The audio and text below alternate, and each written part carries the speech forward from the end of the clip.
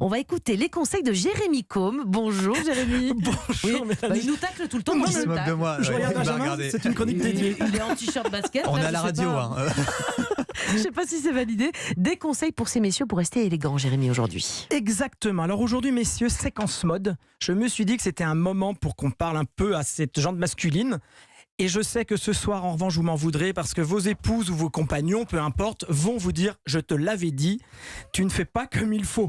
Mais moi, certaines fois, j'en suis malade de vous voir mal habillé. À ce point-là ? À ce point-là, et oui, je sais. C'est presque... J'ai envie d'éviter à certains de faire un affront. Alors... Jérémy, je vous ai déjà entendu dire que vous aviez croisé un arlequin. Mais alors, ça veut dire quoi dans votre langue à vous ? Alors, non, Benjamin, non, c'est bon. Non, ça va là, quand même. Alors, soyez à l'écoute. Chers amis, nous les hommes, l'élégance répond à quelques critères dont il est difficile d'échapper en règle générale. La règle première, et pas des moindres, repose sur l'interdiction de porter plus de 3 couleurs différentes. Alors, pas de panique. Je suis à 3. Ouais, pile 3 trois, ouais. couleurs différentes. Oui, c'est Ok. pas mal.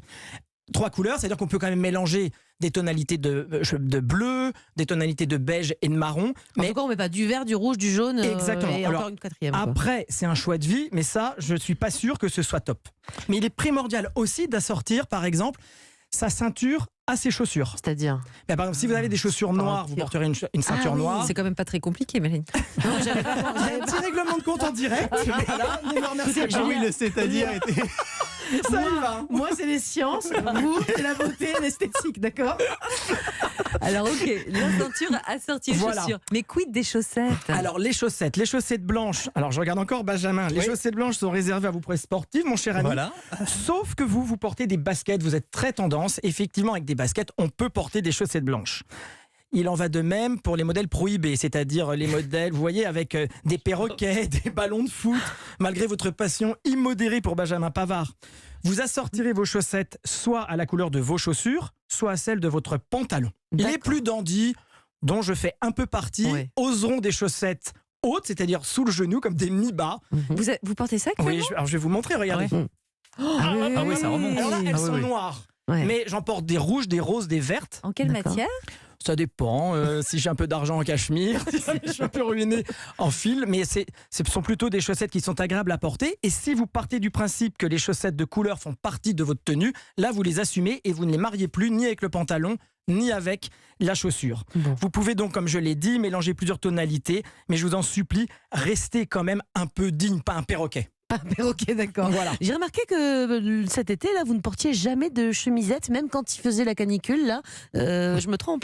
Dis-moi donc, on s'intéresse un peu à moi. Oui, qu'est-ce que vous appelez chemisette ? La Les manche chemises courte, là, à- les à chemises. manches courtes Voilà. J'avoue que j'aime pas trop. moi, Alors, donc, la chemise est interdite. La chemisette, pardon, est interdite. c'est la Je chemise à répète, manches courtes, hein, on est la d'accord. chemisette est interdite. Ok. Un gentleman ne porte que des chemises unies, bleu ciel, blanche, à rayures fines, jamais bariolées, et se doit de ne remonter ses manches qu'au niveau du coude. Vous voyez, on remonte les manches, on transforme sa chemise en chemisette. Notre réalisateur demande si on a droit au noir, parce qu'il met que des chemises noires. Alors, il est d'une élégance rare en noir, je dois Ouais. le dire, mais normalement, moi, je n'aime pas trop le noir, mais lui, il le porte très bien, c'est son style. Après, on assume aussi son style. Je suis pas là pour dire ce que Bien vous sûr. faites n'est pas bien.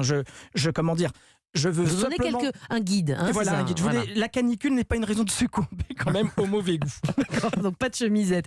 Ça rigole pas avec vous, Jérémy, hein, mais vous avez, j'imagine, des recos à donner pour les vestes. Hein. On boutonne ou on déboutonne la veste alors ? Alors combien de fois Chez vous, elle est déboutonnée. Bah, là, elle est hein. déboutonnée, parce que là, je suis à table avec vous en direct.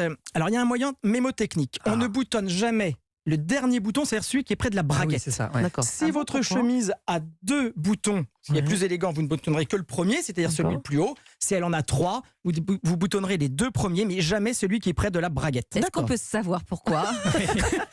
Parce que ça permet normalement de voir la jolie cravate qui dépasse de votre veste et aussi la jolie ceinture que vous auriez portée. Ah, d'accord. Ah, je pensais Voilà. que c'était plus simple pour aller aux toilettes après. Mais bon. Alors Benjamin, on va faire une autre chronique sur comment se comporter aux toilettes, mais ce sera pour une autre fois. Et est-ce que vous êtes cravate, vous ou pas ? On se connaît pas assez. Bah, c'est pour ça. Alors, on est cravate ou on n'est pas cravate. Il est très important de ne pas porter de cravate si jamais ça ne vous va pas et si vous n'avez pas l'habitude. Si jamais vous devez porter une cravate, faites en sorte qu'elle soit bien proportionnée. Vous voyez, il y a des grands monsieur qui ne savent pas faire un nœud de cravate et on a l'impression qu'ils ont emprunté la cravate de leur fils, ça se transforme en bavoir. Et il y a les autres qui pensent que le cache-sexe est à la mode. Vous voyez, la cravate qui est trop longue. Porter horrible. une cravate élégante, c'est normalement, ça s'arrête, la pointe de la cravate s'arrête au niveau de la ceinture. C'est pour ça que ou on sait faire, ou on ne sait pas faire. La Mais météo, un nœud pape, si on sait nœud pas faire. pape. Alors il faut aussi de l'assumer, hein. C'est un style très particulier. Aller à un entretien, par exemple d'embauche, Non. avec un nœud pape, je suis pas sûr que ça Mais en fonctionne. soirée, ça peut être mignon. Hein, Ah bah, en franchement, soirée, c'est mignon. Moi, j'aime bien. Des astuces rapides, Jérémy, pour être un expert en nœud de cravate, justement. Alors, il faut s'entraîner. Là, une météo peu clémente jusqu'à la fin de la semaine, voire davantage. Entraînez-vous chez vous à en faire parce que vous pouvez avoir la plus jolie des étoffes. Si jamais le nœud de cravate est loupé, vous aurez l'air ridicule. Alors, je vous ai donné quelques clés, chers amis, pour réussir votre rentrée et éviter les réflexions de la personne qui partage votre vie ou au bureau.